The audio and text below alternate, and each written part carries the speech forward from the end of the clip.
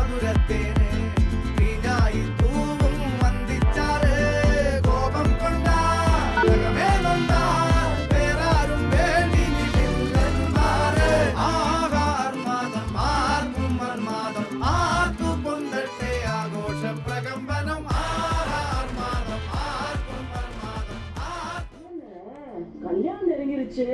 நாங்கெல்லாம் வந்து போக இருந்தா நல்லா இருக்கும். இப்படி வந்தது ஒரு விதமா என்ன அவசியம் கேக்குறீங்களே? ஏமா நானும் அதான் கேக்குறேன். கல்யாண நாள் நெருங்கிட்டு இருக்கு. உங்களுக்கு 1008 வேலை இருக்கலாம். மாப்பிள்ளை வீட்டுக்காரங்க வர அந்த வேலையெல்லாம் விட்டுட்டு ஏன் சும்மா சும்மா வந்துருக்கீங்கன்னு கேக்குறேன். வீட்டுல ஒரு வேலை செய்யறது இல்ல.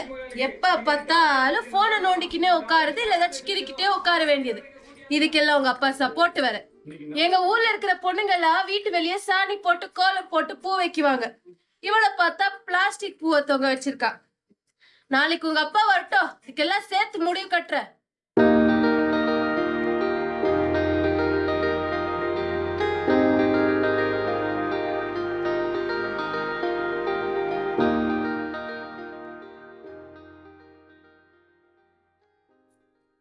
என்ன பொண்ணை பெத்து வச்சிருக்கீங்க? உங்களை மாதிரியே இருக்கா.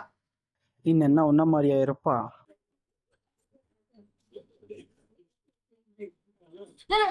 கேக்குறேன். கத்தியாடுறி. வீட்டுக்கு வயசுக்கு வந்த பொண்ணு இருக்கா, அவளுக்கு கல்யாணம் பண்ணி வைக்கணும் தோணாதா உங்களுக்கு? அந்த பொண்ணுக்கு என்ன வயசு ஆகுது ஆண்டி? இப்போ கல்யாணம் பத்தி பேசுற நீ? 18 வயசு ஆகுதுங்க. ஊர்ல என் தங்கச்சி பொண்ணுக்கெல்லாம் கல்யாணம் பண்ணியாச்சு. அடுத்து நம்ம பொண்ணுக்கு தான் கல்யாணம் எப்போன்னு கேக்குறாங்க.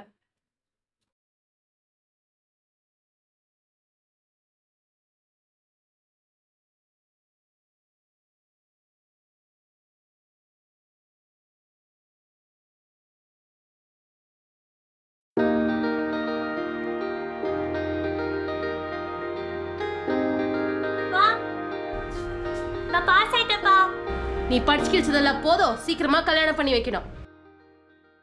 ஊர்ல இருக்கிற எல்லா பொண்ணுக்கும் கல்யாணம் பண்ணிட்டாங்க. அடுத்து நம்ம பொண்ணுக்கு தான் கல்யாணம் பண்ணி வைக்கணும். மா, ஊர்ல உங்க பாட்டிக்கு சித்திக்கு உனக்கு கல்யாணம் பண்ணணும்னு ஆசை இருந்தா அவங்களே பண்ணிக்க சொல்லு. என்னால முடியாது, நான் ஃபைன் ஆர்ட்ஸ் படிக்கணும். என்னம்மா யோசிக்கிற? உனக்குன்ட்டு ஒரு கல்யாண குடும்பம் இருந்தாதாம்மா நீ சந்தோஷமா இருப்ப. அதை பார்த்து நாங்களும் சந்தோஷமா இருப்போம். கல்யாணம் பண்ணிக்கிறியா? சரிப்பா.